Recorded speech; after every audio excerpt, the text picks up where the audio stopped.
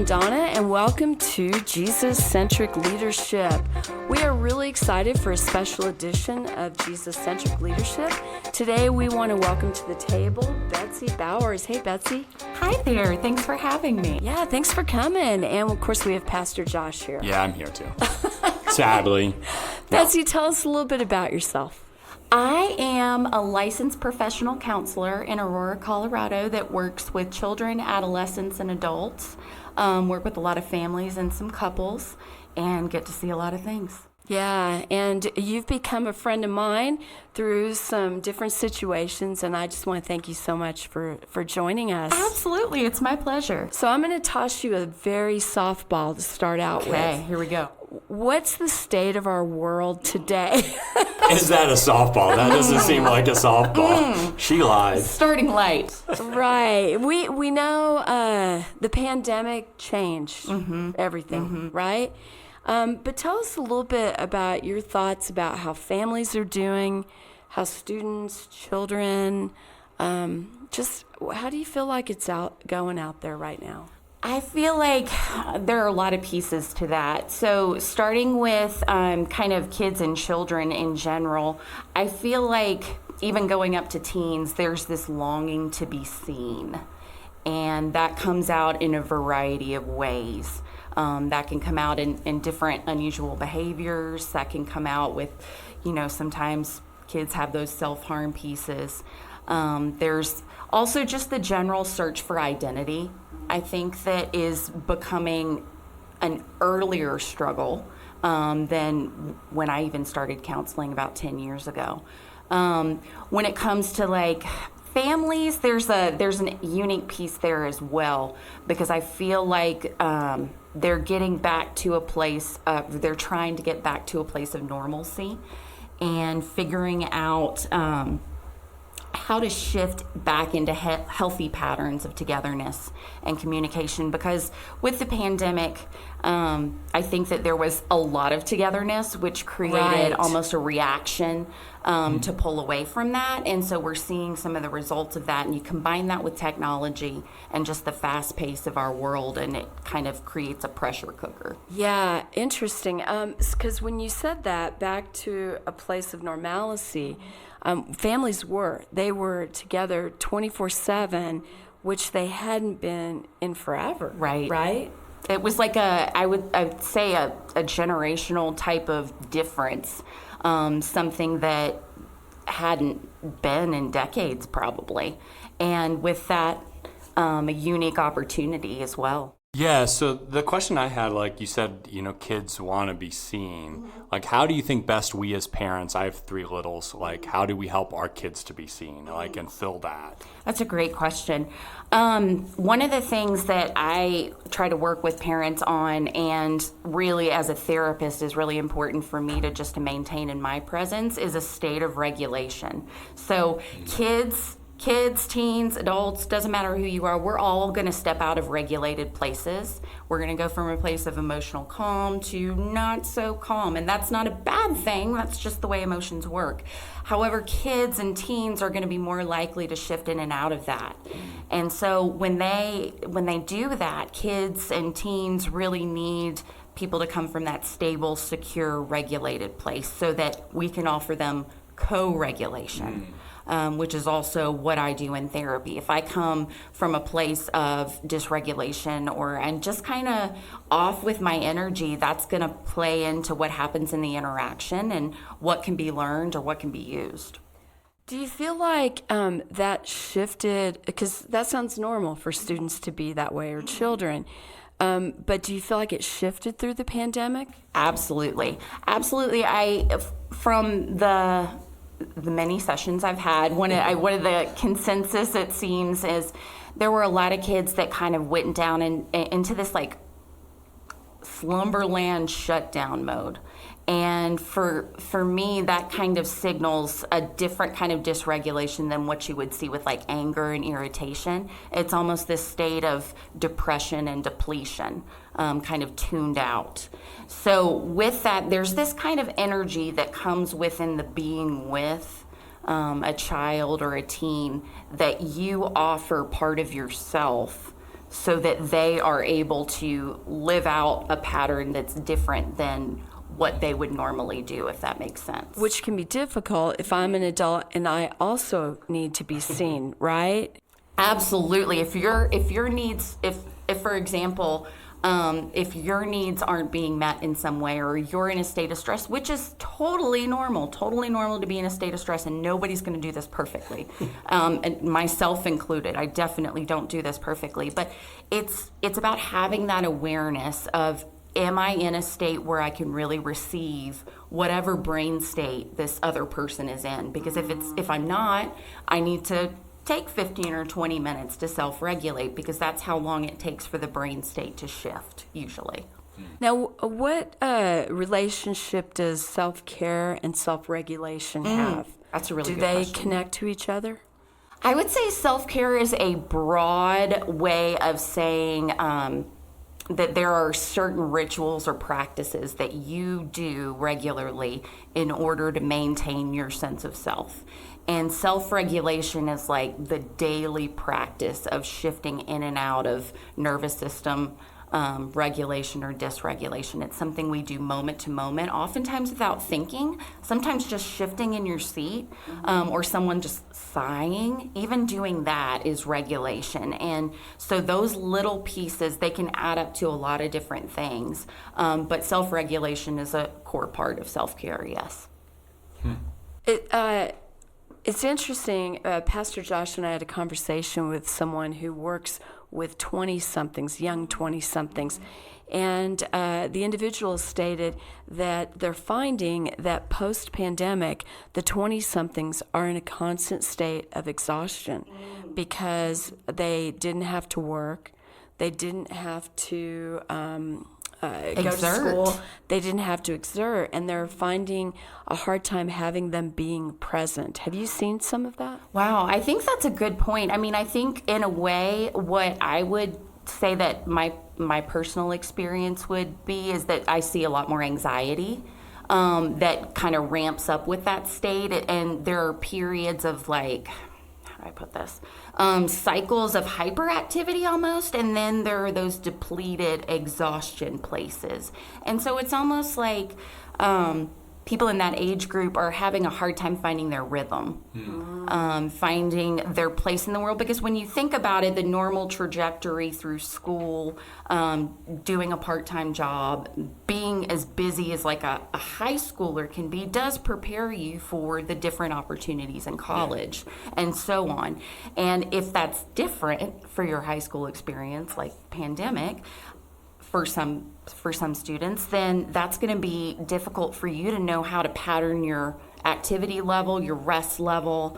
There's a lot of little pieces that you just didn't get practice with. Yeah. Wow. Yeah, so as kind of, because we're talking to leaders, like that's our hope. And so when our leaders are, maybe give us a few tips for when our leaders are leading with maybe somebody on their team that's anxious, maybe their kids are anxious. How do we kind of keep from, in the midst of our emotions going on as we're dealing with somebody who's maybe way over the top emotional, like how do we regulate as leaders? What are some simple things that we can do maybe in the moment? And maybe that's not just that simple, but are there some simple things? There are some. And we don't want to get into the deep water of anxiety, because that's going to be our next special with Betsy. I could give a couple of snippets though, maybe. Yeah, please do. I think that one thing that some people do, and it's very well-meaning, but if you're telling somebody else calm down, that usually does the opposite. I don't know if you found that out with your wife or anybody, but yes. And I mean, it goes the opposite. I've definitely done that in my clinical work, and I found through experiment that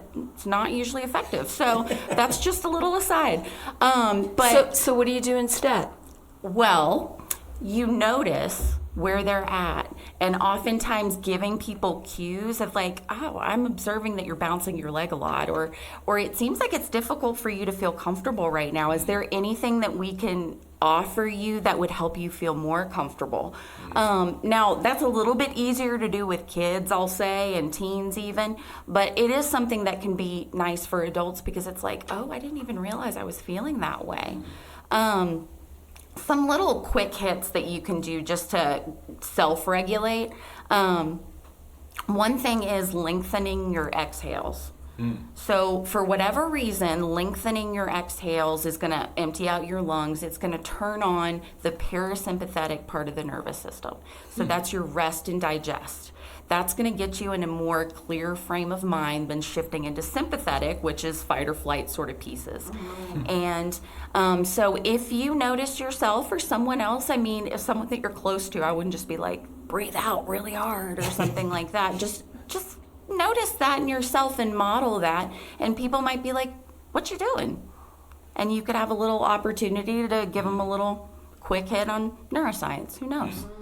And maybe some of it is just being a little open and more vulnerable about being anxious, that like if you're in an experience with that you're going to be a little more forthcoming with, hey, I'm a little anxious or I'm a little frustrated. And by modeling that honesty, that's probably helping them too. Absolutely. Modeling how to handle that and how to like be with it and notice it in yourself will help other people be more curious about their own states.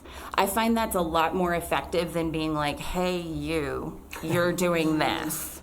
But if you are self-focused in that way and you're tuning into like the way that might come out for you, you're going to naturally model how to care for that for other people. Yeah, right, which is, we like to bring it back to Jesus in the Bible, which is almost like Jesus says, worry about the log in your own eye, not the speck in your brother's eye. And so it really comes back to that what I can control and watch isn't you. I can control and watch myself. Is that kind of... Absolutely.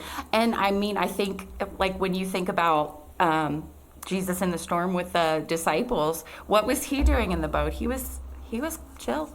He was peaceful. He was sleeping. And self-care, He right? was, he knew, like he had that place of peace within himself to go to and be with. And that's what we all kind of need to carry with ourselves. It's really hard to do that. But I think that if you can, it's a ballast for other people sometimes. So we live in a fast-paced world. The Nebraska tornado just hit last week, and we're already talking about the floods now in Houston. So we are a one-and-done kind of society. Are you surprised that we're still dealing with the aftermath of the pandemic? And it seems like there's post-pandemic fatigue. Like you'll say, well, post-pandemic student or child or whatever, and people sigh and kind of roll their eyes. But there is a reality. We're going to be in this for a little bit, right? Right. Well, I think there's a way in which there are events, and then there are, I don't want to say like cataclysmic sort of pieces, but when you talk about like world-shifting type of events, COVID was definitely one of them.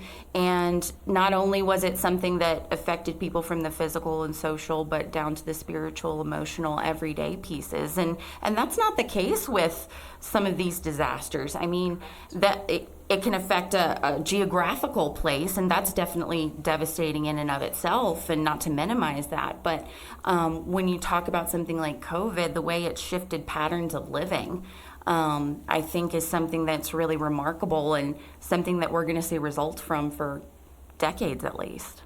Which none of us were trained to step into. It's not like we went to college and they said, hey, if you ever go through a pandemic, this is what's going to happen. Exactly. And so the models we really have are kind of emergency first aid, mental health sort of pieces.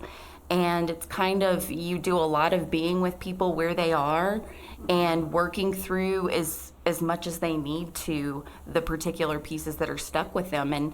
And I mean, it doesn't surprise me. It comes up almost daily with clients that I work with.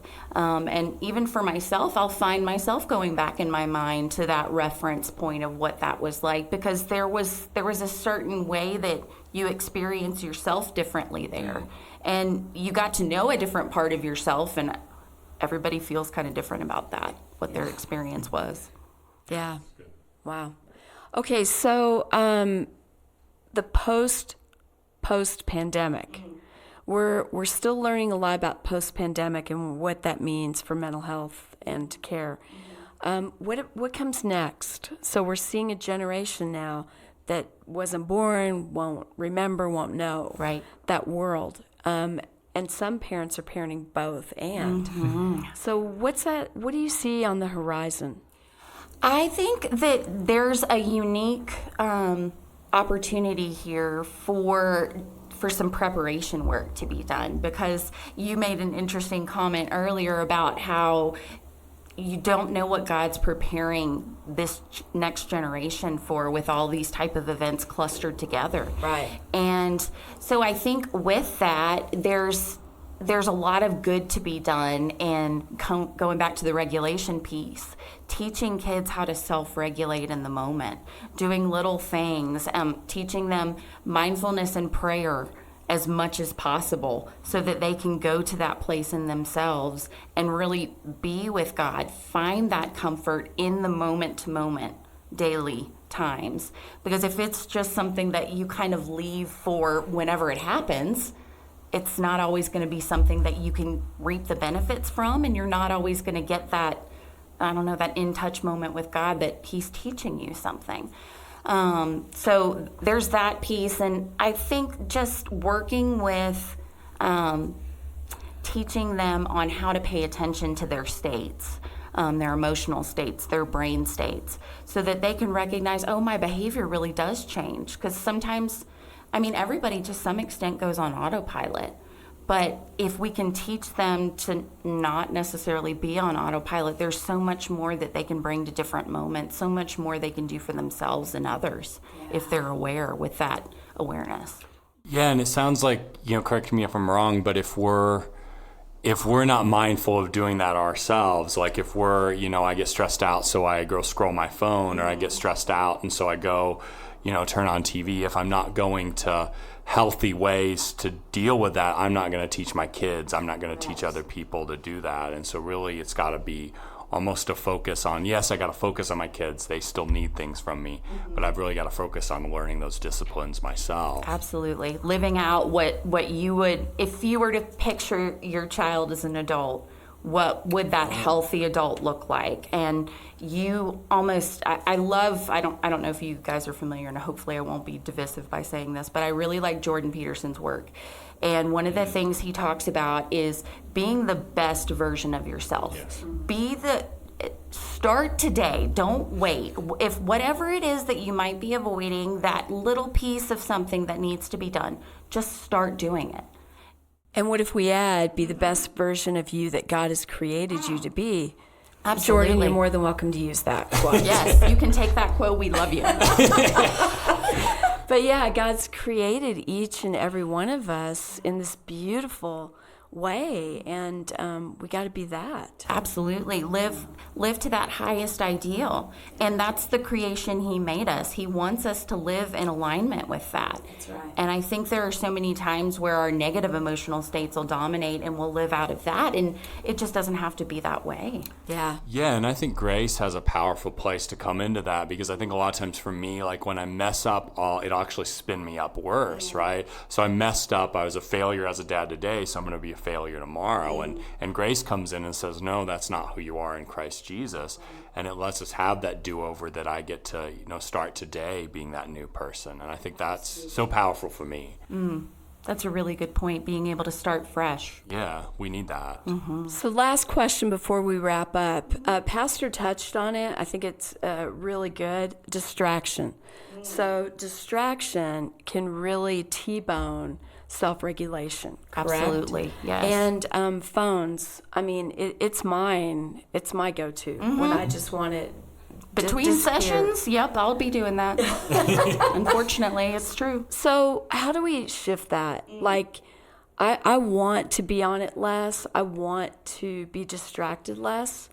What are your words? Basically, we're getting free therapy. Yeah, this is I need this too. I'm going to talk about my childhood issues next. But what are your words to the person that does go to distraction versus self-regulate? Yeah, I think that's a really good point. I would say that starting to notice that when you're in that distracted place, that's uncomfortable, and being curious about whether you can actually just sit with that discomfort for a moment, and as if it was almost like another person that was trying to get your attention and help you take care of it somehow. because those little moments in us they're not necessarily little pieces we just have to run away from. They do kind of show us areas of ourselves we need to work on. If your mind drifts to a particular negative thing and the first thing you do is go to Instagram or Snapchat or something like that, then it's just going to shift you to something else that you might become fixated on.